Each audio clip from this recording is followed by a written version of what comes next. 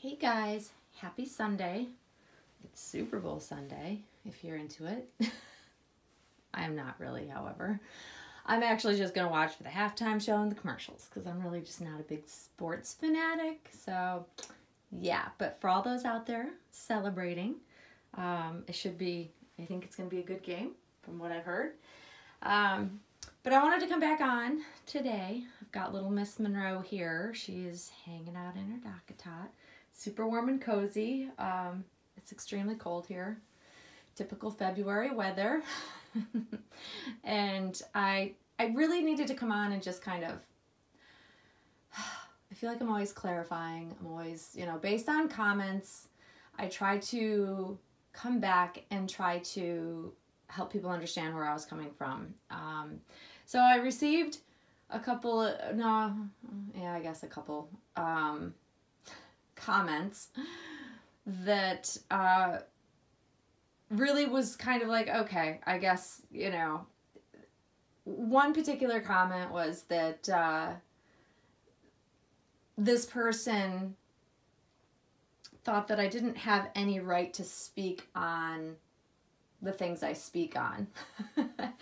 And that I sound arrogant, and I questioning when's the last time I've purchased a doll from an artist directly, or have I ever had a custom done, blah, blah, blah. It doesn't give me the right, so it doesn't give me the right to speak on the topics I talk about. So what's interesting to me is that the topics I speak about, and the one I was talking about yesterday, was in regards to me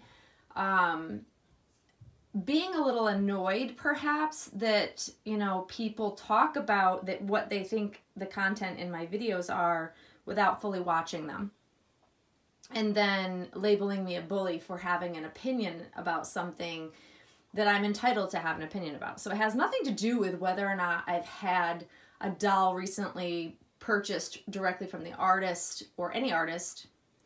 It has nothing to do with it. So how this community works is honestly, whether you buy directly from the artist or you buy in the secondary market, it's all part of the ebbs and flows and supply and demand of how the community and the hobby works. It's what keeps artists in business, because without people buying on the secondary market, people that are trying to sell them are trying to get the money together to buy directly from an artist. Now, I will explain that, yes, I have been in the community a really long time. Have I purchased directly from an artist recently? Probably it's been, what, a year? About a year? I would say about a year. But did I purchase Monroe directly from Claire Taylor? No, I did not. I purchased Monroe from another collector who ordered her custom directly from Claire about 3 weeks. I purchased her about 3 weeks after she had received her. So she was basically brand new. I paid exactly what she paid directly to the artist. There was no discount. There was no, she was basically a brand new doll directly from Claire.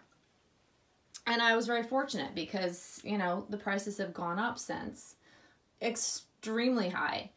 And that is one example of, okay, so I didn't buy her direct from the artist. But I will tell you, I've been purchasing dolls directly from Claire Taylor for many years, long ago, long before most of the collectors that are now enthralled with her work ever even knew about her. Some people hadn't even heard about the doll hobby when I was buying her dolls directly from her. Very early on, when she started making silicone dolls, I bought directly from Claire all the time, because she would make a list and you would say, if you're interested, put a deposit down, and when your doll is done, you pay the balance. Done and done. That's how it was for many years. And it's not how it's done now. It's also why I have an opinion on, what I like or don't like about how dolls are being sold now. So it's just a little frustrating because, whether or not you buy recently from an artist directly has nothing to do with whether you get to have an opinion about the doll hobby.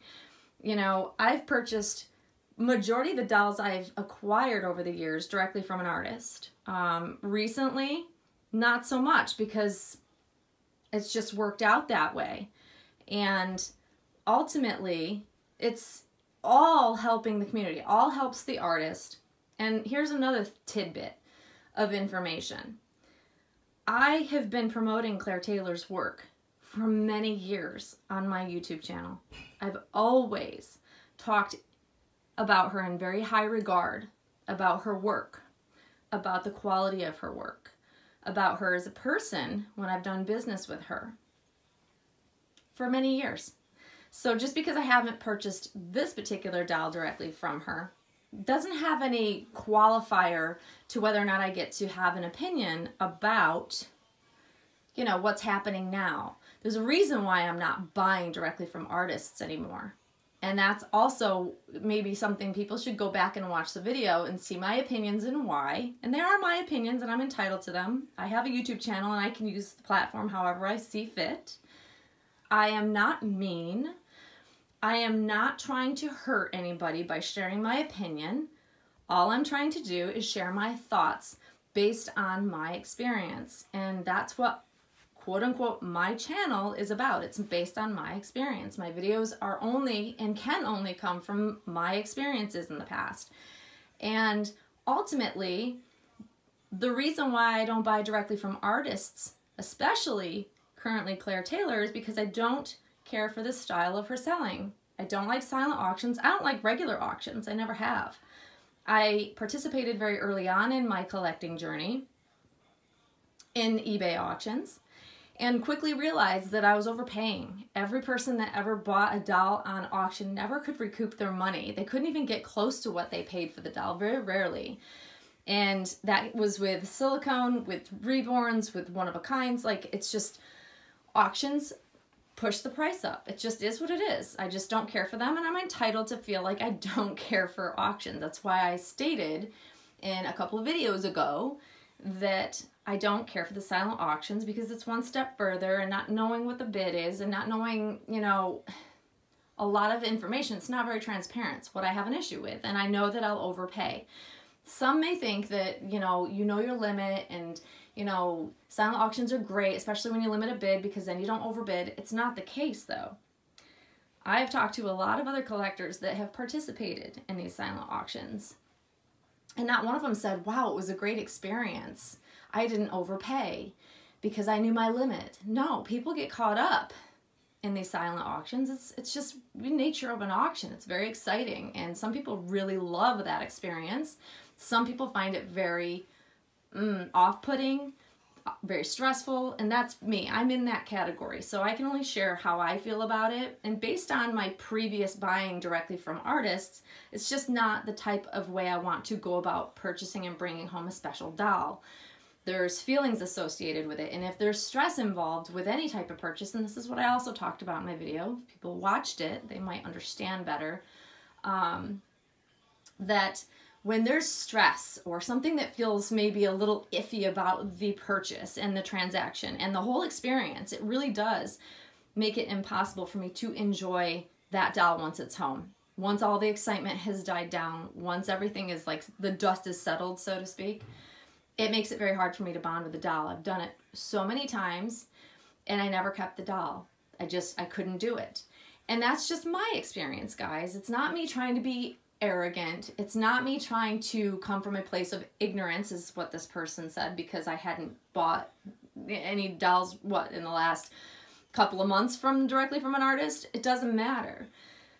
The whole point of me sharing this is the fact that I've seen too many of my friends give me feedback that they were not happy with the process. It doesn't come just from me. It comes, and this is also what I explained in my video yesterday. The topics I discuss are because there are collectors talking about it. There are a lot of collectors talking about it. And when you're talking about spending upwards of $15,000 to $20,000 or more on a single doll via silent auction, that's a huge topic of conversation. Whether it's being said in a video or not, doesn't matter. It's being talked about. And for me, when I made the video, I really was trying to give the artists a different perspective of why maybe they should rethink doing that. It's not because I'm trying to bully them or make them change. It's just a perspective to share so that it helps them maybe gauge what they should do next. That's all. Because ultimately, if you have the majority of collectors out there saying they don't like something, then I feel that artists maybe should take it into consideration. You know, it's part of, you know, good customer service. That's how I feel. I've been on the side of being in retail, high-end retail, very expensive jewelry. And if I didn't ever listen to the feedback of my customers, I wouldn't have improved my customer service experience for them. Like, that's just what keeps businesses going. And I feel like our doll community should be no different.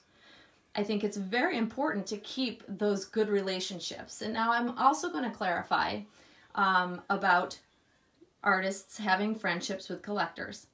I misspoke because there are truly a handful out there. There's a small number of really true good relationships, real friendships that collectors have with artists, but it's not generally the majority of the time. The reason why I state this is because I have very good rapport with all artists I've ever worked with. I don't have a problem with any artist.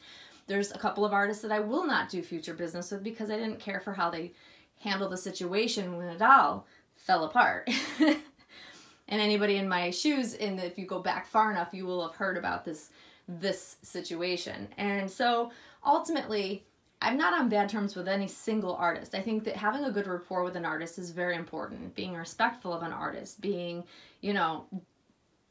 great to work with is wonderful. There's a difference in that versus people that are, you know, I want to say quote unquote, suck up to the artist, because I see that happening a lot, to get in good standing with them, and they want to be seen as, like, you know, always boasting about their work and they can never do wrong. There's a very big difference of having a really good rapport with an artist and then, you know, trying to just think out there that there's no wrong that any artist can do. That's just not a good situation, I feel.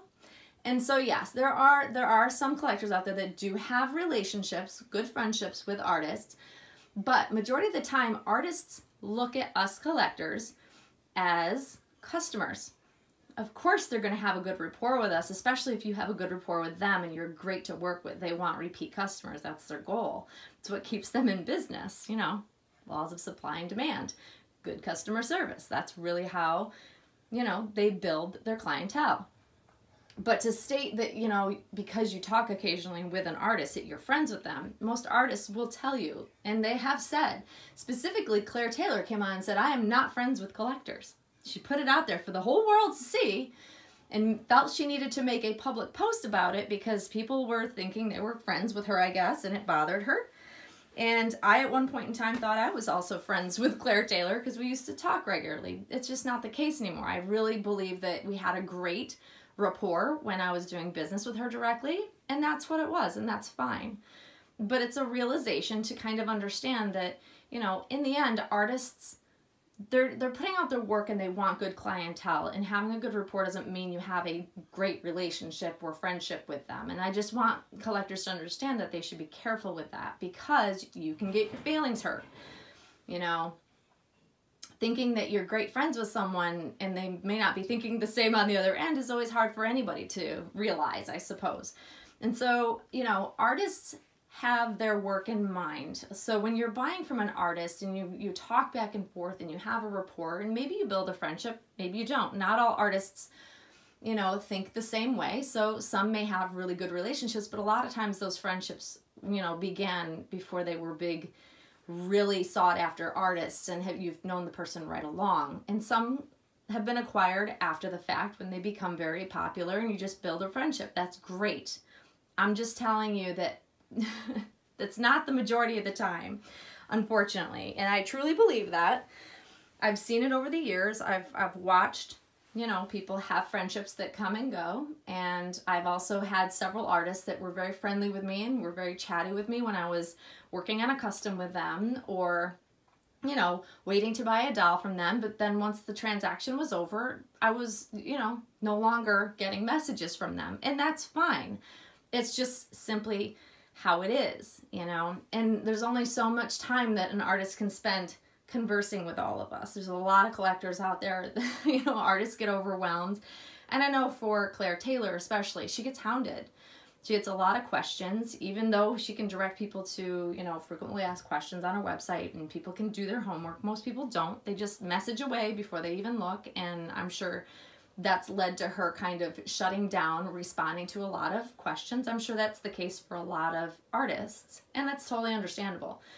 I can't respond. I'm not an artist. I'm not popular, and I get a lot of questions and messages from people I don't know, and I don't have time to answer them. So I can only fathom what it's like to be a very popular artist and get a lot of that constant question asking. It would become very hard to deal with. So it all makes sense to me, but I apologize if I offended anybody by saying that artists are not our friends. There are some artists that are our friends. It's just it's more rare, and you're lucky if you do and are able to build a friendship, a true friendship, a long-lasting friendship with an artist, because, you know, they're being pulled at a lot of different angles. You know, they're very busy. So that's great if you do truly have a friendship with an artist. It's wonderful. I just think that for a majority of people, it's more of a really great rapport with an artist rather than a true friendship. It's just been my experience. And I just felt the need to share it yesterday, I guess. I don't know. I've also was a little put off in my video yesterday because, you know, it's frustrating when people don't watch my videos but twist the words that are coming out of my mouth, when ultimately I am trying to help people. It's why I come on here. And once again, you always get people that disagree with you. In a couple of comments, that was the case, and that's fine. People can disagree with me, but I try not to come across as arrogant. I do not think that I am better than anybody else. In fact, I want this to be an inclusive type of hobby, regardless of the type of doll that you choose to collect.